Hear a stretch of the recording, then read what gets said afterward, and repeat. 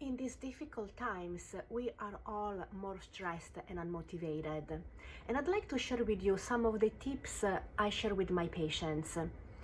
These tips are common sense and you know them already, but they are difficult to implement, and this is just a gentle nudge. First of all, because we lost all the structures and schedules and connections that we had pre-pandemic, we need to be more assertive in changing the environment around us.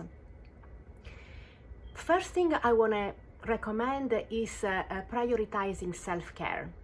Because if we are not eating and sleeping and drinking as much as we need, then we put ourselves under another stress.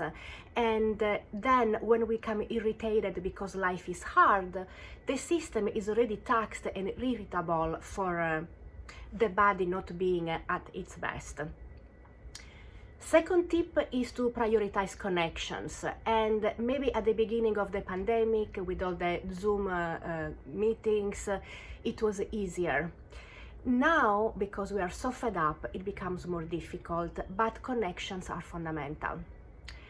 Third thing, and I'm gonna spend a little bit more time in this one, is scaffolding. And by scaffolding, I mean to have an image in your mind of creating a structure like the scaffolding around a building or around a house. So picture yourself and all the things you want to do each day, each week, each month, going on with time, as if you were building a scaffolding around an emerging structure. And this structure helps you because it gives you places where you can hold, and also already a kind of a blueprint of where you are going, so that you can go up the ladder and you have the structure, and maybe go to the second floor and put brick after brick and elevate the wall.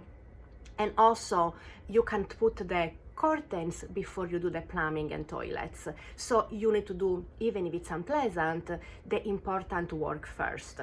So translating this into regular language, let's do priority list, to-do list, and prioritize a few items.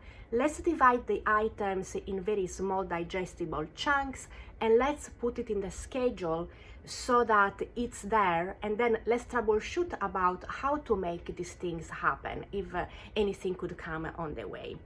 And important now, because we lost our offices and places where we used to go, it's to really create a place where you have everything set already. So like keeping the image of the scaffolding, you keep everything that you need in a place as much as you can, even if it's a box that you then bring to the table and you unpack when needed with all your folders and books, etc., so that when you come to the table, you bring your box and just a glass of water and your well-fed and rested self. So that would be scaffolding.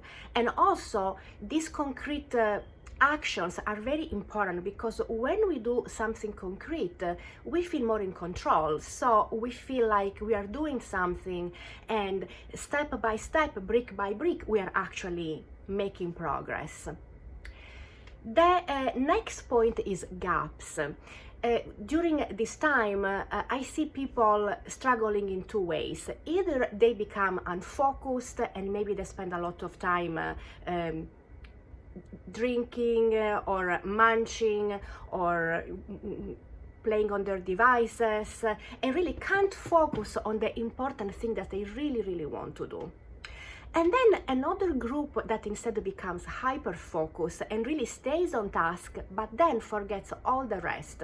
And so the whole pie of their life becomes unbalanced, and they respond to emails for work till late at night, or prepare the lunch for the kids in the small breaks.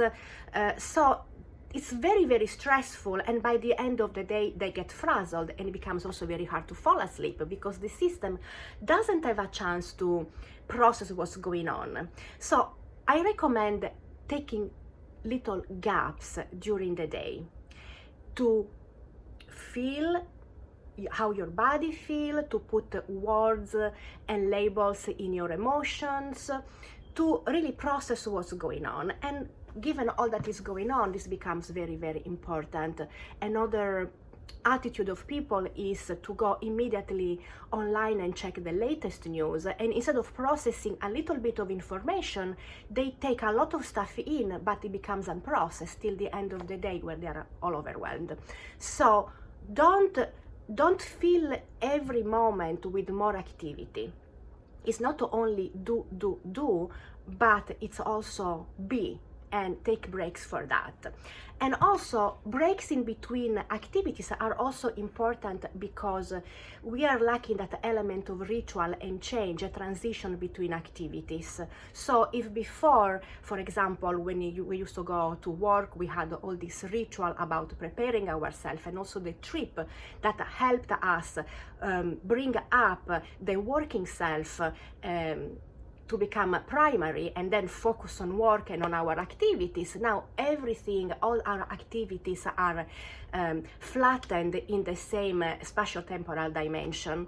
So I think it's important to have moments of ritual, and by ritual I mean something very simple, like finding ways of mimicking those types of routines and rituals you had before, like the ritual about coming back home after work and change clothes, take shower, and kind of prepare yourself to be the going to fall asleep self, or prepare to go to work and become the going to go to work self.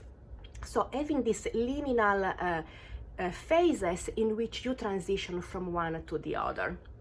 The last point I want to make is dreaming. And by dreaming, I mean processing, really thinking about that you need to process this event. So continuing from the idea of gaps, it's really in dreaming, when we dream at night, we are processing and sorting out all the experiences, but we can extend the word dreaming to the whole day and really think about processing what's going on alone and in company, and really finding ways to make sense of what's going on and trying to understand who we are becoming.